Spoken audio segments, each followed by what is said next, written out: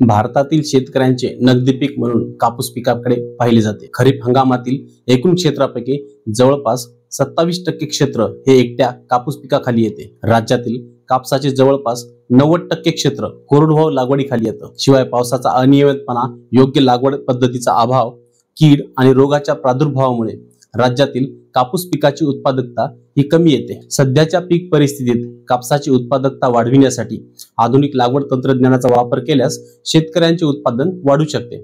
नमस्कार शेतकरी बांधवांनो, मी अजित आणि आपण पाहत आहात कृषी प्रवास। कापसाच्या उत्पन्नाच्या बाबतीत गेली 2 ते 3 वर्ष झाले शेतकरी बांधवांची निराशा होत आहे। खऱ्या अर्थाने कापूस शेतीमध्ये बदल करणे गरजेचे आहे।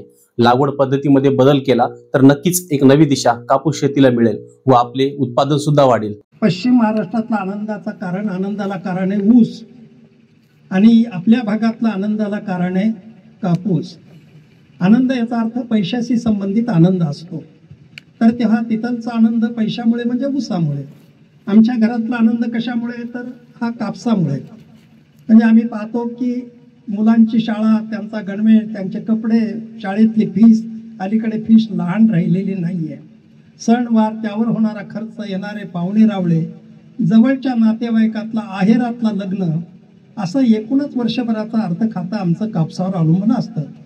त्यात कापसाने धोका दिल्यामुळे न कळत जीवनातला आनंद एक कमी होत असतो। आणि अलीकडे कापसाबद्दल आपला सर्वांचे गैरसमजाचा अर्थ अनुभवाने आहे। त्यातले त्यात विदर्भात सरळ म्हणतात कापूस हे काही परवडेबल पीक नाहीये, म्हणून विदर्भाने कापसाला फार हरकत दिली आहे। कापसाची जागा त्यांनी सोयाबीनने घेतली आणि सोयाबीन नंतर ते हरभरा घेतात। आणखी नाही, आपल्या भागात कापसाबद्दल तक्रार करतात, परंतु कापूस आपण कोणीही सोडलेला नाही ही जमेची बाजू आहे। हा, क्षेत्रफळ कमी केलं असेल पण कापूस सोडलेला नाही। तर खरं तर हे पीक धोका देणारं नाही, आपल्या जीवनातला आनंद देणारं कापसाचं पीक आहे। फक्त एकच आहे की त्याचं तंत्राचा वापर केला तर मला असं वाटतं की तुम्ही सर्वजण सुखी व्हाल। खरं तर या कापसाचं संशोधन माझं आजचं नव्हतं, ते गेले 20 वर्ष त्याच्यावर काम करतो। परंतु याला म्हणतात वेळ काळ यावी लागते, कोणीतरी उद्धार करता लागतो। अशा तिन्ही गोष्टी घडून आल्या कोरोना काळामध्ये। कारण मी प्रवासी कार्यकर्ता आहे, माझ्याकडे महाराष्ट्र, गोवा, गुजरात या 3 प्रांताचं किसान संघाचं काम आहे। मी सतत प्रवासात असतो। तेव्हा जेव्हापासून मी हे काम करायचो तेव्हा एखाद्या शेतकऱ्यावर जाऊन एका झाडावर, 2 झाडावर, 3 झाडावर प्रयोग करायचो। नंतर 1 तासावर सांगायचं, त्याला म्हणायचं रिझल्ट चांगले आले का? हो म्हणला, मला 1 तासाचं पीक चांगलं आलंय। मग पुढच्या वर्षी 1-2 गुंठे करशील का? पक्क। मला विश्वास वाटायचा, माझा स्वभाव आहे लबाडावर विश्वास ठेवतो, आणि तो पक्का म्हणायचा। आणि पुन्हा मी म्हणलं केलंस का? नाही म्हणला, वडिलांनी काही करू दिलं नाही। असं 1 नाही 2 नाही 15-20 वर्ष गेली। आणि मग लक्षात आलं की नेमका कोरोना समाजासाठी, एकूणच जगासाठी हा संकट काळ होता। आपल्या देशासाठी मोठा, आजही अंगावर काटे उभे राहतात कोरोनाचं नाव जरी कोणी उच्चारलं तर। पण हा कोरोना पिरियड मात्र माझ्यासाठी, शेतकऱ्यासाठी एका अर्थाने वरदान ठरला। वरदान एवढ्यासाठी की मला एका जागेवर बसायला मिळालं। मी ठिकाणही चांगलं निवडलं। जालना जिल्ह्यात खरपुडी म्हणून गाव आहे, तिथं उमेजी दाड यांच्या शेतावर मी ठाण मांडून बसलो। म्हणजे माझा प्रवास बंद झाला, मला वेळ होता। परंतु मला कुणीतरी शेतकरी असा भेटला नाही की कर म्हणलं की सर्व करतो। तर आपले वकील साहेब रामेश्वरजी आंबोरे, त्यांचे माझे चांगले प्रेमाचे संबंध, त्यांच्यामुळे किशोरजी चव्हाणांचा परिचय झाला आणि दोन्ही माझे चांगले प्रेमाचे संबंध। किशोरजी पण, आता लक्षात आलं की मी रामेश्वरजी आंबोरेला तर हक्काने सांगू शकलो असतो, हक्क सर्व ठिकाणी वापरायचा नसतो। त्यांना म्हटलं असा असा प्रयोग आहे, कराल का? मी करतो म्हणाला। म्हणलं घरचे करू देतील का? काही पर्वा करू नका, मी करतो। त्याने मला 1 एकर, मी म्हणलं 1 एकर करतो, म्हणले मी 2 एकर करतो। मला जसा पाहिजे तसा शेतकरी आणि अधिक क्षेत्र देणारा मिळाला। म्हणलं किशोरजीला विचारावं। खरं तर या किशोरजीचा परिचय त्यांच्यामुळे झाला। म्हणलं ते तयार होणार नाहीत, पण किशोरजी यांच्यापेक्षा ॲडव्हान्स निघाले। म्हणलं किशोरजी तुम्ही कराल का? नक्की। या ठिकाणी आवर्जून उल्लेख करावा लागतो, किशोरजी आणि त्यांचे बंधू अशोकराव दोघांचा परिचय नवीन झाला। घरात आई वडिलांचा परिचय नव्हता, पण त्यांच्या आई वडिलांनी त्यांना म्हटलं की करा, दादा सांगतात ते करा। माझा परिचय नसताना हे 2 शेतकरी भेटले आणि लक्षात आलं की हा प्रयोग या ठिकाणी, प्रयोग म्हणजे नवीन नव्हता, पण एवढ्या मोठ्या क्षेत्रावरती आपल्या किसान संघाचे अखिल भारतीय संघटन मंत्री दिनेशजी कुलकर्णी, ते या ठिकाणी आले, ते MSc ॲग्री आहेत, पूर्ण प्रचारक आहेत, त्यांचं केंद्र दिल्ली आहे. त्यांनी पाहिलं, लक्षात आलं हे शेतकऱ्यासाठी वरदान ठरणार. मग मात्र त्यांनी ICRची चर्चा केली. महापात्रा DG होते त्यावेळेला, पण ते येणार होते, त्यांना जमलं नाही. म्हणून व्हाईस चेअरमन सुरेजी चौधरी आले. ते फार प्रभावित झाले हा प्लॉट बघून. म्हणजे यांच्या शेतावरती मी एका गळफांदीवरती 24 बोंड मोजून दिले ते महापात्रांना. आपला विश्वास होत नाही. फळफांद्याला फळफांद्या फुटल्या होत्या, उपफळफांद्या फुटल्या होत्या. अशा प्रकारचा तो कापसाचा रिझल्ट होता. ते भारावून गेले. ते म्हणले मी महापात्रांना. आणि एका अर्थाने असं म्हणतात की वनवासा जंगलात आपडलेल्या शेळीच्या रूपात आईलेचा उद्धार केव्हा व्हावा हे नियतीने ठरवलंय, कुणाच्या पदस्पर्शाने व्हावा हे नियतीने ठरवलंय. म्हणून आईलेचा उद्धार प्रभू रामचंद्राच्या पादस्पर्शानेच होणार होता. म्हणून आपण पाहिलं की एका अर्थाने माझं तंत्र हे आईलेच्या रूपाने 20 वर्ष एका ठिकाणी पडलं होतं. त्याचा उद्धार संघटन मंत्री, किसान संघाचे दिनेशजी कुलकर्णी आणि ICRचे चेअरमन महापात्रा यांच्याच हाताने उद्धार होणार होता. तो माझ्या तंत्राचा उद्धार नाहीये.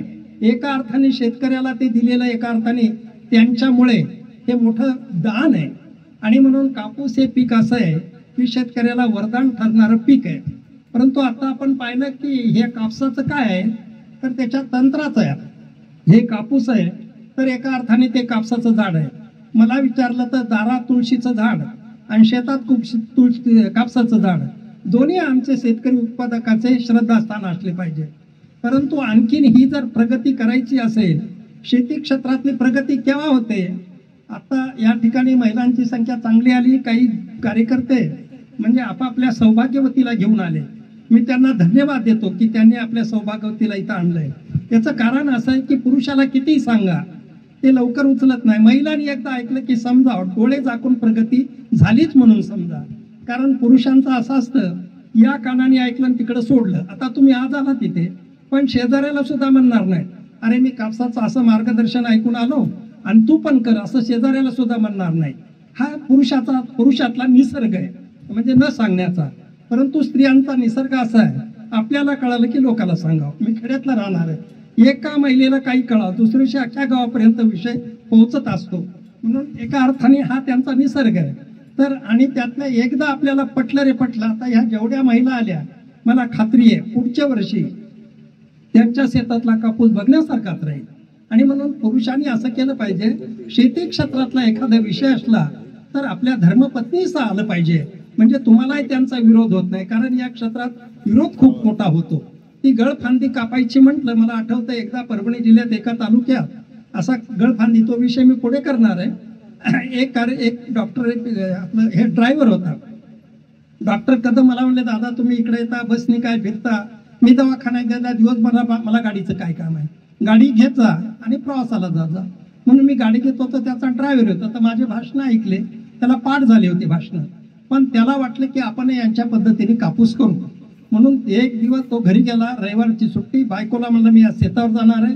बायकोला वाटलं कस काय याला बुद्धी सुचली, आज तिला नवल वाटलं, कधी न शेतात जाणार गिराईक आज कस काय शेतात चाललंय.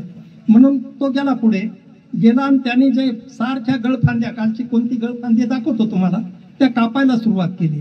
नंतर दुपारी बायको ते टोपलं घेऊन आली, तर नवरा एवढ्या मोठमोठ्या फांद्या कापायला लागला. तसं टोपलं डोक्यावर, म्हणले माय काय आग लावली तुम्ही कापसाला, त्याच्यासाठी कापसाला आग लावायला पुढे आलतात का म्हणे.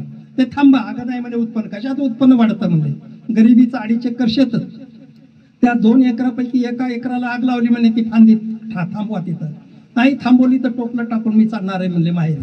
त्याला थांबवा लागलं, पण म्हणला ठीक आहे, थांबलं, जे कापलं ते माझं, नाही कापलं 1 एकर तुझं, बघू दोघांच्या उत्पन्नात काय फरक पडतो. त्या बाईचा माझा परिचय नव्हता. नंतर उत्पन्न घरात आल्या, त्या बाईने म्हटलं की मी माझ्या नवऱ्याला अडवलं, त्यांच्याकडनं नंबर घेतला आणि तुम्हाला फोन करते. ज्यांनी जे कापलं शेत आणि माझं राहिलं, माझ्यापेक्षा यांना एकरी 9 क्विंटल कापूस जास्त झाला. मी जर अडवलं नसतं तर माझं केवढं दैन्य दूर झालं असतं. पुढच्या वर्षी त्या बाईने स्वतः मनावर घेऊन नवऱ्याला म्हणली आता नाही, मला कळालंय मी कापूस करणार आहे. आणि पुढच्या वर्षी पुन्हा फोन आला, ते म्हणले दादा लय मी गरीब आहे. आता की नाही, गरीबाच्या शेतावर लई मोठाले लोक कारी घेऊन बघायला यायला लागलेत. बघा, एक बोंड असं वाळकासारखं झालंय. आपण पाहतो की हे जे रिझल्ट आहे तेच कापूस आहे, तुम्हाला 6 क्विंटल कापूस देतो. तोच कापूस आहे की माझ्या पद्धतीने केला तर कमीत कमी 20 क्विंटल कापूस देतो. परभणी जिल्ह्यात गंगाखेड तालुक्यात परवाला एका महिलेचा परभणी कृषी विज्ञान केंद्राने कार्यक्रम ठेवला, तिचा सत्कार केला, गोदावरी शिंदे म्हणून. त्या बाईने ठिबक नाही, पाणी नाही, वरच्या पावसावरती एकराला सुद्धा 2-4 गुंठे कमीच असलेलं शेत 24 क्विंटल एकरी कापूस घेतला. तिचा मला फोन आला, ती म्हणली दादा फर्दर जर मी घेतला आणखीन 10-12 क्विंटल मला आरामात होतो, म्हणजे माझा 35 ते 38 एकरी क्विंटल कापूस आहे, मी घेऊ का दुसरं घेऊ? म्हणलं बिलकुल फर्दर ठेवू नको. आणि नंतर तो काढला. लक्षात आलं ज्वारी घेतली तिने. आता ज्वारी इतकी बघण्यासारखी आहे तिची, सेकंड क्रॉप. म्हणून माझ्या पद्धतीमध्ये कापूस एप्रिलपर्यंत ठेवण्याची गरज नाही, कापूस निघून जातो आणि सेकंड क्रॉप तुम्हाला घेतो. आता न परवडणारा कापूस आणि परवडणारा कापूस असे कापसाचे 2 प्रकार आहेत. आता आपला कापूस आहे, या कापसाचं उत्पन्न साधारणपणे एकरी 5 ते 6 क्विंटल आहे, म्हणजे न परवडणारा कापूस आहे. आता म्हणजे मग काय, हा कापूस आहे, कापसावरती 2 प्रकारच्या फांद्या असतात. खाली येतात तिला गळफांदी म्हणतात आणि वर जे असतात तिला फळफांदी म्हणतात. आता गळफांदी आणि फळफांदीमध्ये काय फरक आहे हे बिंदू मात्र तुम्ही सर्वांनी आवर्जून लक्षात ठेवा. गळफांदी काय करते, खालून 3 फांद्या असतात, काय याला 2 असतात. साधारणपणे त्या पहिल्यांदा निघतात, नंतर थोड्या बाजूला जातात आणि उंच वाढतात. तिची जाडी कापसाच्या खोडा एवढी जाड असते, तिची उंची कापसाच्या उंचीला ती कॉम्पिटिशन करते. परंतु एवढी उंच वाढत असली तरी तिला जेवढे फळं लागायला पाहिजे बोंड तेवढे लागत नाहीयेत. या 3 फांद्या काय करतात, आपण एकूण कापसाच्या झाडाला टाकलेला खत 70% खत त्या 3च फांद्या खाऊन टाकतात. राहिलेल्या 30% मग त्या झाडावर 12, 13, 14 जेवढ्या फळफांद्या असतात त्या फळफांद्याच्या वाट्यावर फक्त 30% खत येतो. हा कमी अन्नरस मिळाल्यामुळे मग त्या फळफांद्याची लांबी वाढत नाही, फळफांद्यावरती पाते बोंडाची संख्या वाढत नाही. साधारणपणे सुरुवातीला 7-8 पातं लागतं, पण हळूहळू गळतं. मग आपण म्हणतो की कापसात काहीतरी बिमारी आली आहे, पाते गळ झाली आहे. बिमारीने गळणारा वेगळा आणि अन्न कमी पडल्यामुळे गळणारा वेगळा. इथं त्या फळफांदीवरचं कुपोषण घडायला लागलंय. मग त्या फळफांदीच्या बोंडाला 3च बोंड जगवण्याची क्षमता तिच्यातल्या अन्नरसाचे, बाकीचे आपोआप गळून पडतात. मग एका फळफांदीवरती शक्यतो 3 शक्यतो क्वचित, नाहीतर 2 किंवा 1च बोंड होतं. आता अन्नरस न मिळाल्यामुळे त्या बोंडाचं पण वजन कमी होतं. आणि मग आपण गावात तर सांगतो, मग अंतर किती आमचं, अंतर आपण पाहिले ह्या 3 फांद्या बाजूला जाऊन वर वाढल्या. मग सुरुवातीला आता थोडा शेतकरी 4x1 वर आलाय. सुरुवातीला शेतकऱ्याच्या कापसाचं शेतातलं अंतर 3x3, 4x2, 5x2, 6x1 असं अंतर ठेवायचा. 3x3 केलं तर मध्ये जाता यायचं नाही म्हणायचं आपलं चुकलं, उद्या पुढच्या वर्षी 3x4 अंतर वाढवायला लागला आणि रोपाची संख्या कमी व्हायला लागली. म्हणजे आपणच आपल्या हाताने पायावर दगड मारून घ्यायला लागलो. म्हणजे ते शेतकऱ्याची चूक होती का, बिचाऱ्याला त्याच्यातली माहिती नव्हती.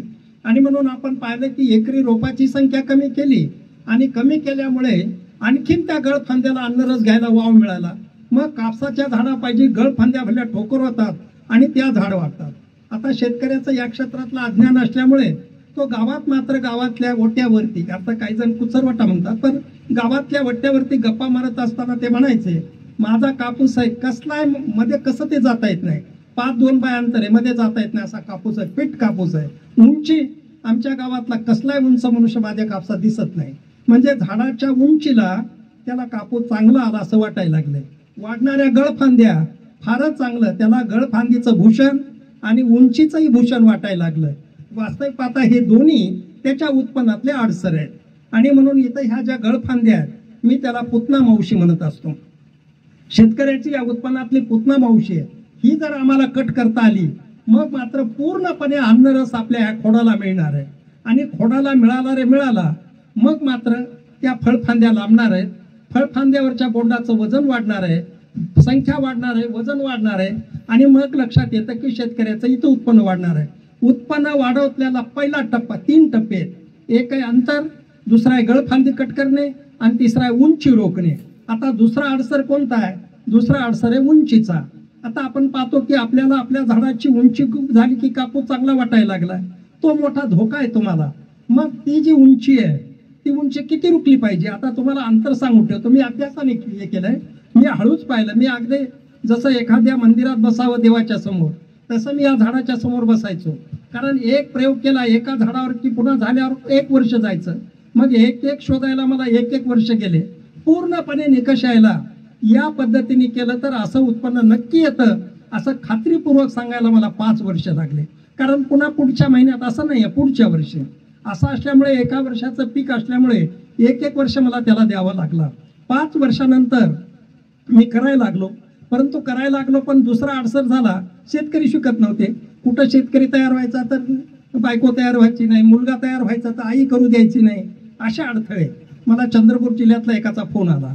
दादा म्हणले मी खूप यूट्यूबवर तुमचं भाषण ऐकलं, मला तुमच्या पद्धतीने कापूस करायचा आहे, पण काय सांगा मायन बाप मला करू फांदीच कापू देणं, काय करू. म्हणलं असं कर, नाटक कर. म्हणला म्हणजे काय, पण नाटक हुबेहूब करशील तर सांगतो. म्हणलं तुम्ही सांगाल तसं करतो. म्हणलं असं कर, उद्या बॅग भर, ही सतरंजी टाक, ते टाक, ते टाक. आई विचारते बॅग कशाला भरायला, हे कर.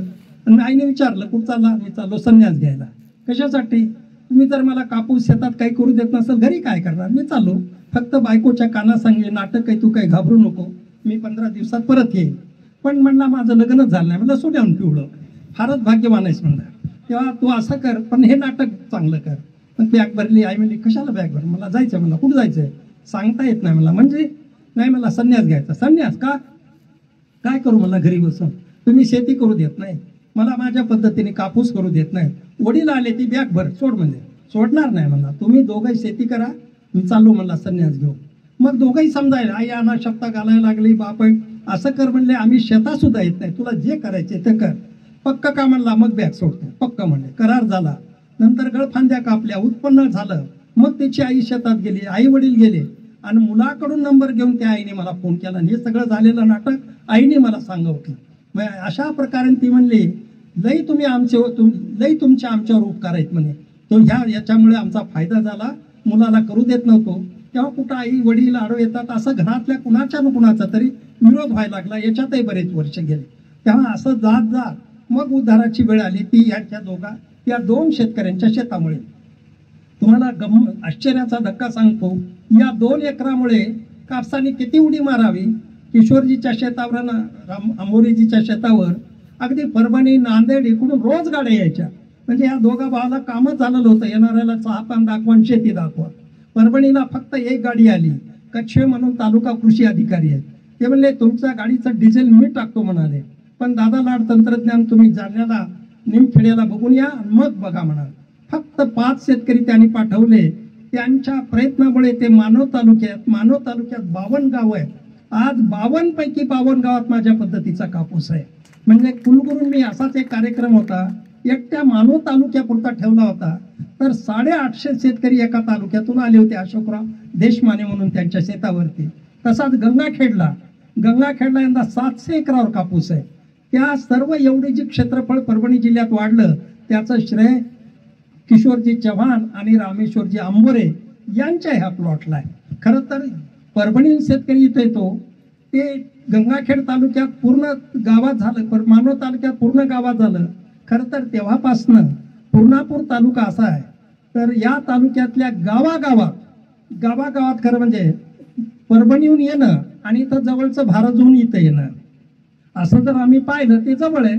परंतु आपण शेतकऱ्यांना एक स्वभाव असा असला पाहिजे, कळतं लागत नाही पाहायला.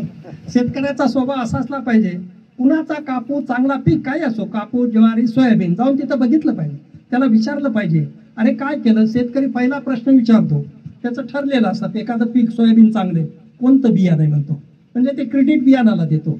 आता बरेच जण यांना विचार, हे कापसाचं बियाणं कुठं मिळतं, तर ते तंत्राचं उत्पन्न आहे. कापसात याचं बियाणाचं उत्पन्न नाहीये, कोणतंही बियाणं आणा तुम्ही. आणि मग असा शेतकऱ्याचा स्वभाव नसल्यामुळे असा असता तर परभणी जिल्ह्यातला मानवत तालुका आणि जालना जिल्ह्यातला जाफराबाद तालुका दोन्ही सारखे तालुके राहिले असते. प्रत्येक गावात एका गावात एका शेतकऱ्याचं उत्पन्न आलं, तो मॉडेल प्लॉट होतो. मग त्या गावातले शेतकरी बघतील आणि मग तसा प्लॉट करतील.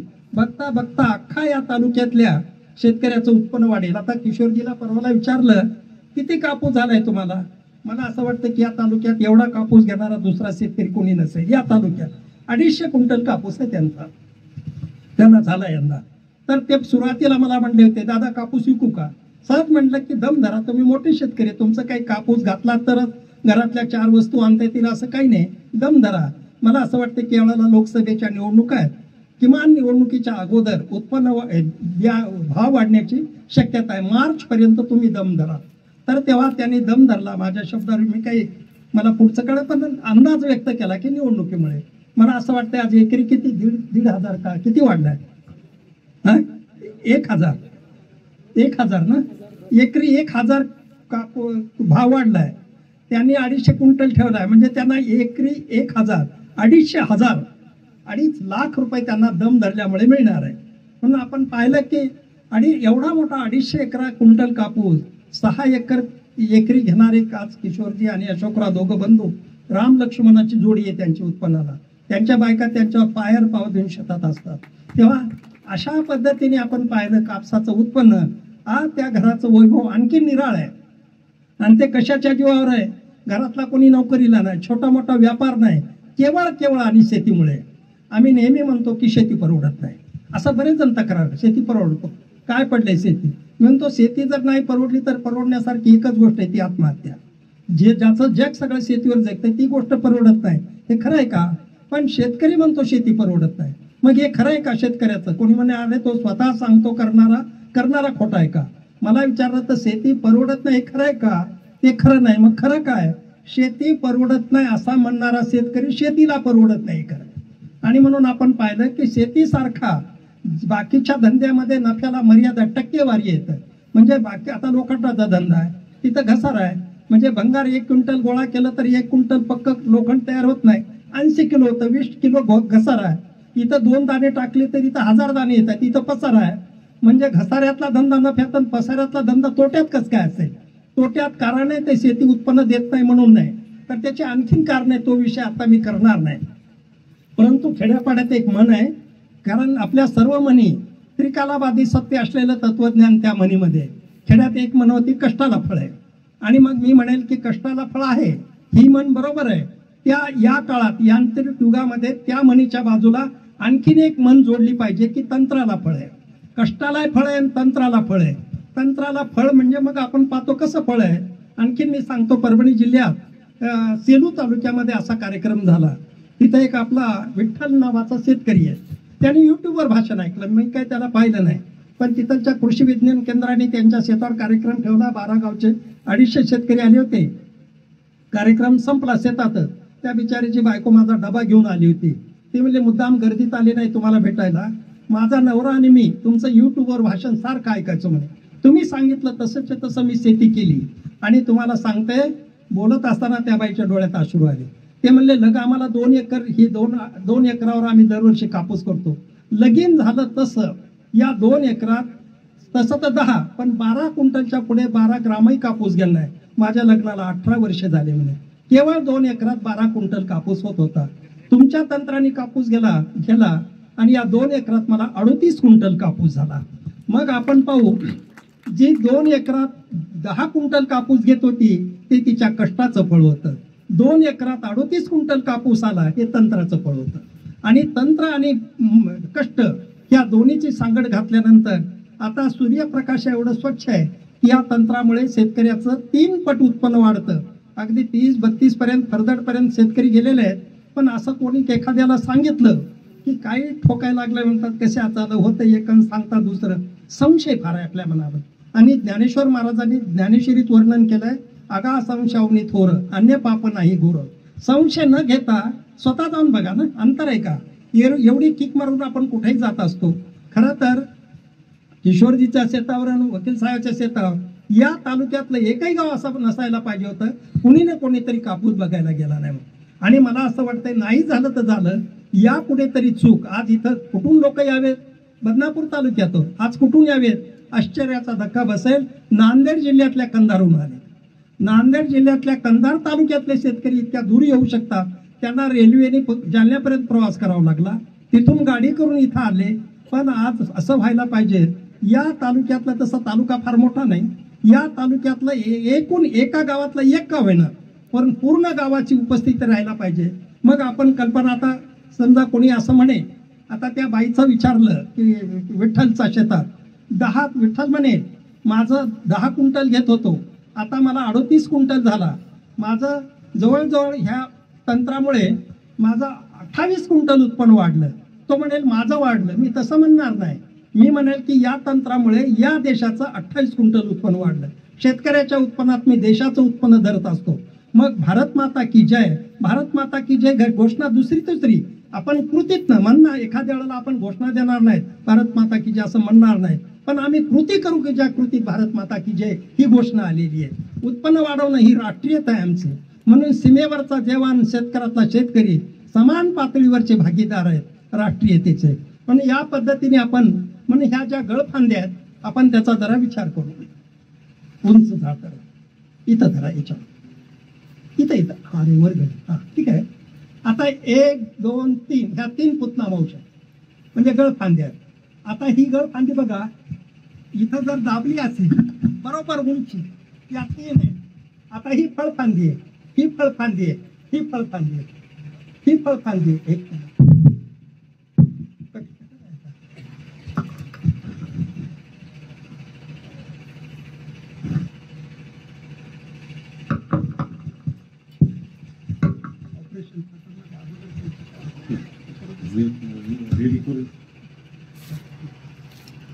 आता ही फळफांदी आहे. काय फळफांदीचा आकार कधी वाढणार नाही. पुन्हा याच्यात ही जर फळफांदी असते तर हिला किती बोंड लागतील? आकार कॉन्स्टंट. आता ही फळफांदी आहे, पण बघू शकता आकार एकच बोंड आहे, एकच बोंड आहे, एकच बोंड आहे, एकच बोंड आहे. अर्थ इथं गळा आलं, इथं एक बोंड आहे आणि हा आकार आहे. किती जरी खत टाकला ही आईचं काम करते.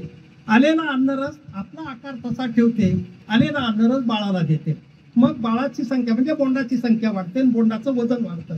ही मात्र तशी नाही. आलेला अन्नरस स्वतः घेते आणि स्वतः जाडी होते.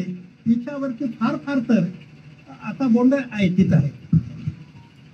एक तुम्ही धरा एक.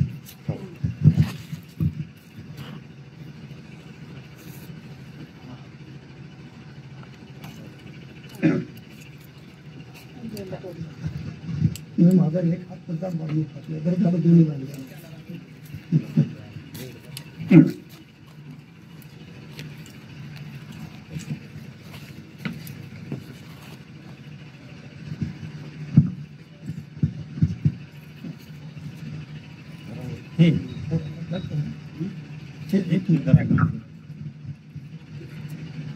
आता ही गळफांदी आहे, ही गेली त्याच्या बरोबर. आता हिची जाडी बघा, हिची जाडी बघा. आता असेल इथपर्यंत खोडाचा आकार दिसत असेल आपल्याला.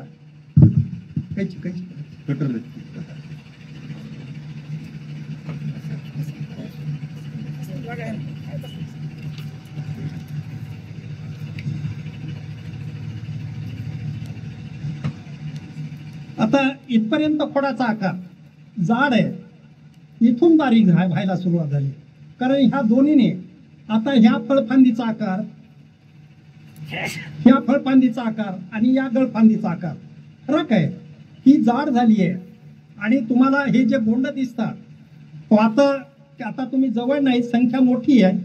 तुम्ही कधीतरी फळफांदीवरच्या ह्या गळफांदीवरच्या बोंड घ्या, एवढा आकार वाढतो आणि हे दाबून बघा, रबरी बॉल सारखं दबतं. आणि फळफांदीवरचं बोंड दाबा, अजिबात दबत नाही.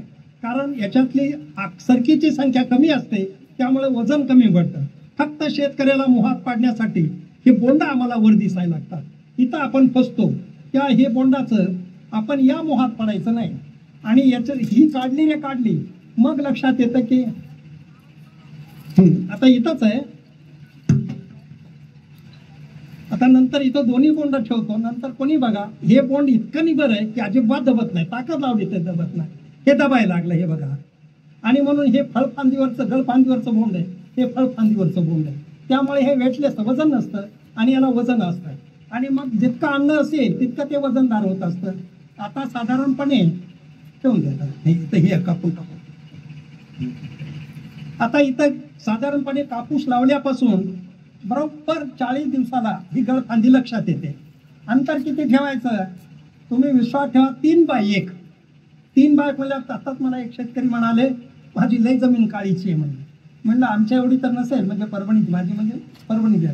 गोदाकाठ आहे, 40-50 फुटावर खडक लागेल. तुमचा पूर्ण तसाच आहे पूर्ण भाग. तर काळीची आणि हलकीची बिलकुल पर्वा करू नका, अजिबात दाटणार नाही. कारण तुम्ही 3 बाय 1 अंतर लावलं तर रोपाची संख्या किती बसायला लागली? 14,000. रोपाची संख्या 14. आता तुम्ही 2 बाय वगैरे करून साधारणपणे एकरी कोणाचं 7,000, कोणाचं 8,000, बस एवढी रोपाची संख्या होती. 7,000 वरून तुम्ही चाला 14,000 रोपाची संख्या वाढली. ही गळफांदी कट केल्यामुळे आता ही बाजूला जाऊन वर वाढते, म्हणजे मग इकडची बाजूला आली आणि इकडची बाजूला आली, म्हणजे दाटणार. अंतर किती गेलं? 4-5 फुटाचं. आता आपण कल्पना करू, 40 दिवसाला ही गळफांदी कापून टाकायची. सुरुवातीला नवीन एखाद्याला लक्षात येणार नाही, तर कोवळी पहिल्यांदा येते. अंदर कोणाला लक्षात आलं नाही, थोडा उशिरा कापा, ही पहिल्यांदाच येते. ही कापली रे कापली.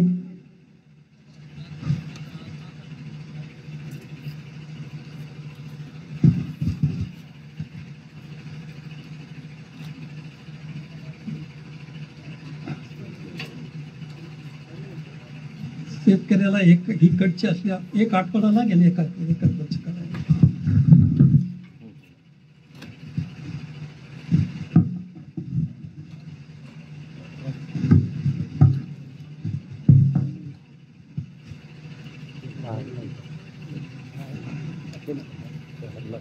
आता हे जे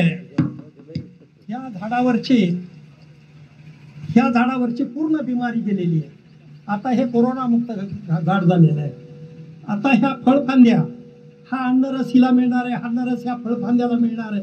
आता ही 1 बोंडाची मालकी नाही, ही पुढे जाणार आहे.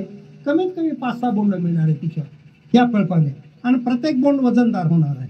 आता तुम्ही पटकन कोणी उत्तर द्यायला हरकत नाही. आता पुन्हा आपण पाहिलं की हे झालं. उंची किती आहे? उंची म्हणजे पुरुषभर उंची आहे. तर असं आपण पाहिलं. आता इथं बघू आपण, एका अर्थाने एक खोडच आहे ना.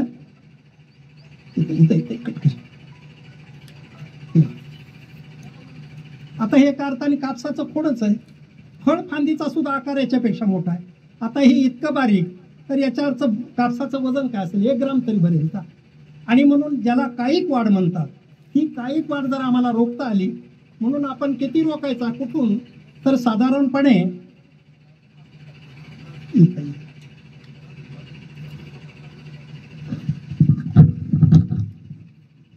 आता या तंत्रातल्या काय गोष्टी कळाल्या? एक अंतर कळालं, गळफांदी काढायचं ते कळालं, उंची किती ठेवायची, कमरे एवढी उंची ठेवायची. आणि मग लक्षात येतं की तुमचं मग काय काय रिझल्ट आम्हाला मिळतील. समजा कोणी सांगा पटकन, उशीर करू नका. समजा तुम्हाला आपल्याला एका झाडावर किती बोंड मिळावी वाटतात वैद्य? एका झाडावर शेतकऱ्याची अपेक्षा किती असते हे नाही म्हणत तुम्ही. हा, विठ्ठलराव आपलं हे निवृत्तीराव 60. आणखीन किती किती? 100 लोक अपेक्षा असते. 100. बरोबर आहे. हा, आता 100 किंवा साधारणपणे शेतकऱ्याचं उत्तर सांगतो 70-80-90. त्याला म्हणलं किती मिळावेत? 70-80-90. आपण ते घेण्यासाठी काय करतो?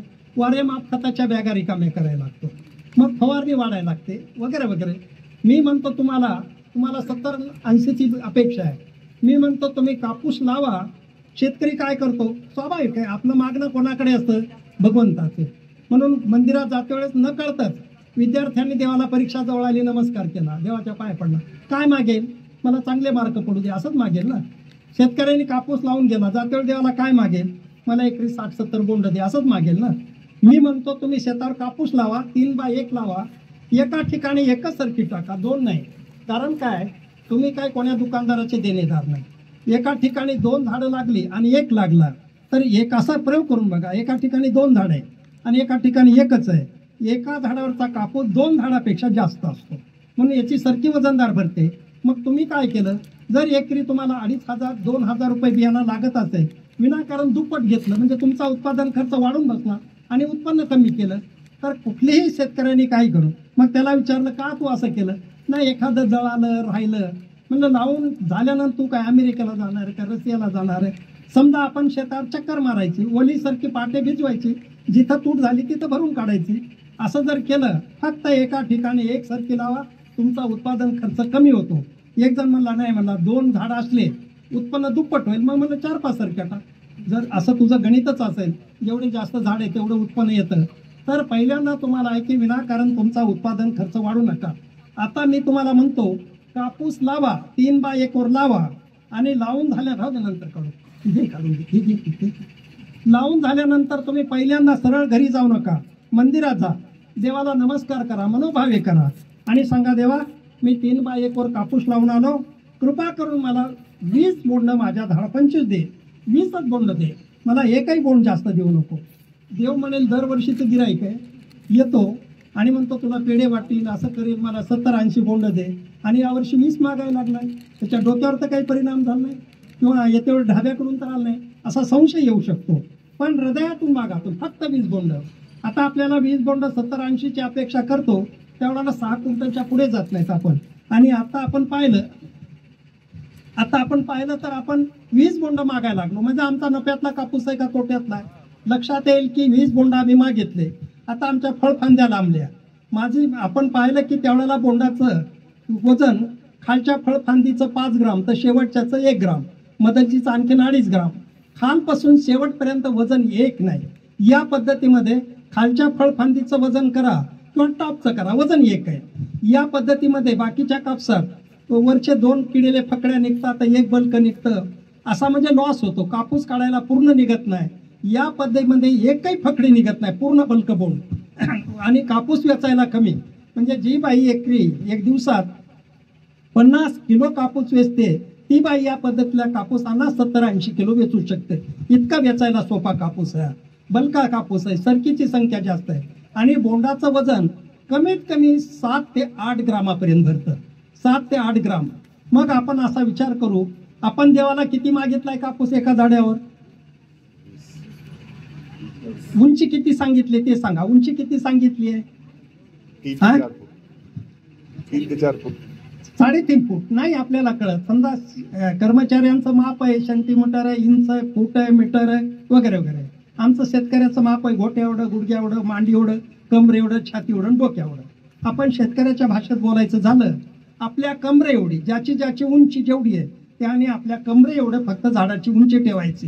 मी नेहमी म्हणत असतो, समजा काही संशय आला तर, घरात काही संशय आला तर मुलगी एकदम आपल्याला मार्गदर्शन कुठं मिळते? आईला फोन लावते, कारण तिला माहिती आहे आई मला बरोबर सांगते.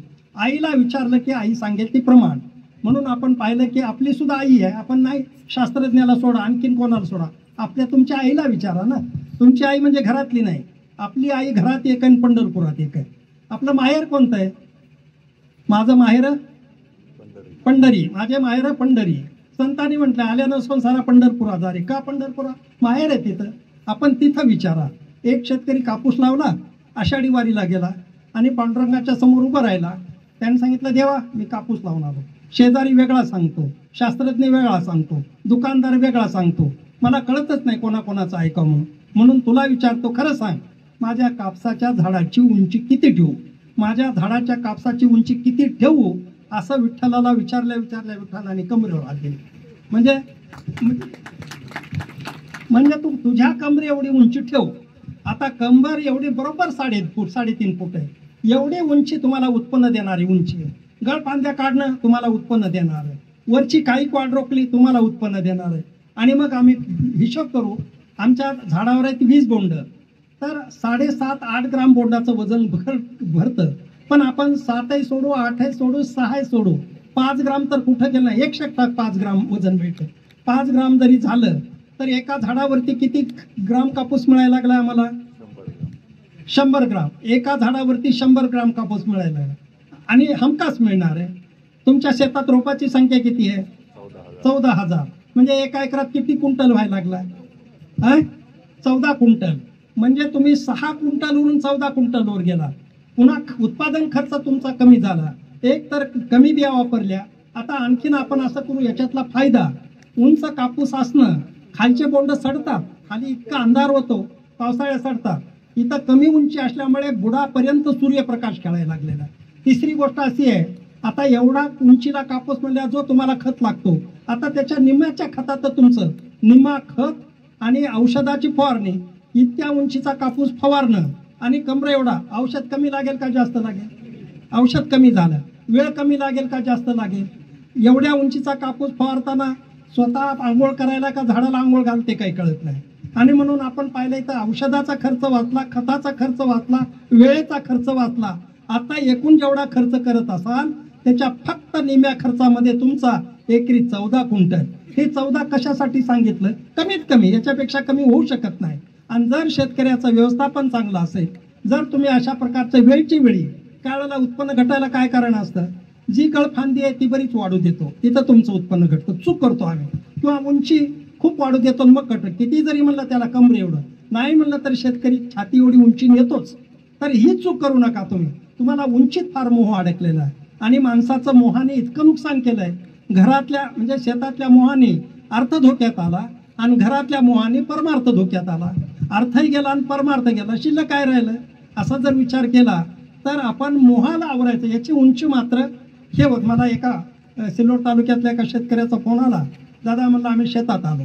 तर नवरा बायको आले. त्या बाईचा मला फोन आला, दादा आम्ही दोघंही आलो. मी म्हणायला लागले की दादानी सांगितलं तसा कट करू आपण कापूस. तो मला नाही का जरा उंची वाढू दे, लईच लहान वाटायला लागला. आणि म्हणून मी म्हटलं बोला त्यांना. मी सांगितलं अरे म्हणलं पंडित तू मी काय सांगितलं दादा मला फार लहान वाटायला लागले. म्हणलं त्याच्यातच फायदा आहे. पण त्या दिवशी म्हणलं ठीक आहे. त्याच्या बायकोला म्हणलं 2 दिवसांना नवऱ्याला घेऊन ये पुन्हा. गेले 8 दिवस पाऊस उघडला नाही.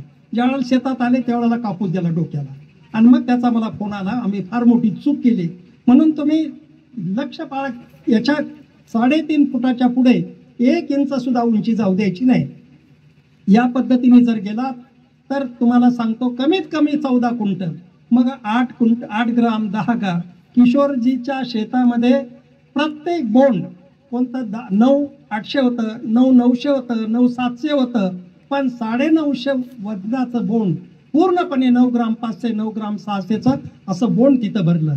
आणि म्हणून आपण पाहतो की सामान्य शेतकरी ज्याला पाणी नाही त्याचा आता जेवढा शेतात कापूस होता त्याच्या दुप्पट नक्की येणार आहे. ज्याला पाणी आहे त्याचा तर नक्की. आणि त्यातल्या त्यात मल्चिंग जर आम्ही केलं तर आपल्याला मल्चिंगचे रिझल्ट माहिती आहे. लोक टरबूज मिरची घेतल्यानंतर किती वाढ होते. तसं मल्चिंग याला 3 बाय फुटावर 1 जर केलं त्यावेळेला मात्र तुमचं बोंडाचं वजन 9 ग्राम. आम्हाला 5 ग्राम जातो त्यावेळेला 14 क्विंटल कापूस होतो. 9 ग्रामाचं बोंड झाल्यानंतर किती कापूस होईल कल्पना करा. साधारणपणे 30-35 पर्यंत तुम्ही आरामाने जाऊ शकता. आणि म्हणून हा मग इतकं जर उत्पन्न देतो आम्हाला कापूस, हे कापूस परवडेबल पीक आहे का नाही आहे? आणि एवढा आता किशोरी 250 क्विंटलाचा पैसा घरातला आनंद आहे ना. असा प्रत्येक शेतकऱ्याने तर अशा प्रकारचा ह्या कापसाकडे न परवडणारे पीक मात्र असं समजू नका. आणखीन एक फायदा आहे की इथं नोव्हेंबर महिन्यापर्यंत पूर्ण उत्पन्न देऊन तो शेताच्या बाहेर जातो. मग तुमच्याकडे पाणी असेल तर गहू घेऊ शकता, कमी पाणी असेल तर हरभरा घेऊ शकता, नाहीतर नंतर कांदा घेऊ शकता, फारच कमी पाणी असेल तर तीळ घेऊ शकता. सेकंड क्रॉप काही घेऊन पुन्हा पिकाचा फेर पालट होऊन पुन्हा पुढच्या वर्षी त्या जागेवर तुम्ही कापूस घ्यायला मोकळे आहात. तेव्हा एका अर्थाने शेतकऱ्यासाठीचं वरदान असलेलं अशा प्रकारचं हे कापसाचं पीक आहे.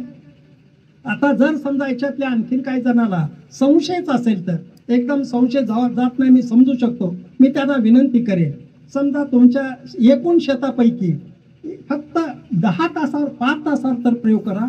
नंतर तुमची 5 तास म्हणतील, तेच कानाला पकडतील, म्हणतील तू ऐकलं नाही, चूक केली. आणि तेच 5 झाडं सांगतील पुढच्या वर्षी याच पद्धतीने कापूस कर. त्या झाडाने सांगितलेला मग मात्र तुम्ही विश्वास ठेवा. म्हणून शेतकरी हा प्रयोगशील असला पाहिजे. कोणताही प्रयोग नाही पटला तर पहिल्यांदा 2 तासावर, 1 तासावर, गुंठ्यावर, अर्ध्या गुंठ्यावर प्रत्येक शेतकरी प्रयोगशील असला पाहिजे. अशा पद्धतीने गेल्यानंतर लक्षात येईल की शेतकऱ्याच्या जीवनात खूप आनंद या शेतीमुळे होतो. आणखी शेतीचं व्यवस्थापन कसा वगैरे वगैरे हा मुद्दा शेतीतला खूप. शेती एक मोठं शास्त्र आहे. शेतकऱ्याला पुन्हा व्यवस्थापन नियोजन सांगणे स्वतंत्र एखाद्या सत्रात मांडण्याची आवश्यकता असते. आज आपण पाहिलं, मला अंबोरे वकील साहेब म्हणले दादा लवकर सुरू करू, जरा ऊन आहे यावेळेला. म्हणलं ऊन, पाऊस आणि थंडी या तिन्ही गोष्टी शेतकऱ्याच्या पाचवीलाच पुंजलेल्या आहेत म्हणलं. कारण त्यांचा आणि यांचा रात्रंदिवस संवाद या 3 गोष्टी तरी पण मांडव ह्या गरमीचा असा होऊ शकतो. जरी एखादं सत्र संपलं, कार्यक्रम संपला असं समजू नका. कारण विद्यापीठातून कुलगुरू यायलेत, एवढ्या मोठ्या संख्येने तुम्ही दिसलात, त्यांना केवढा आनंद होईल. त्याच्या आनंदासाठी तरी आताचं सत्र जरी संपलं तरी मला वाटतं की तुम्ही विचारू नये. तेव्हा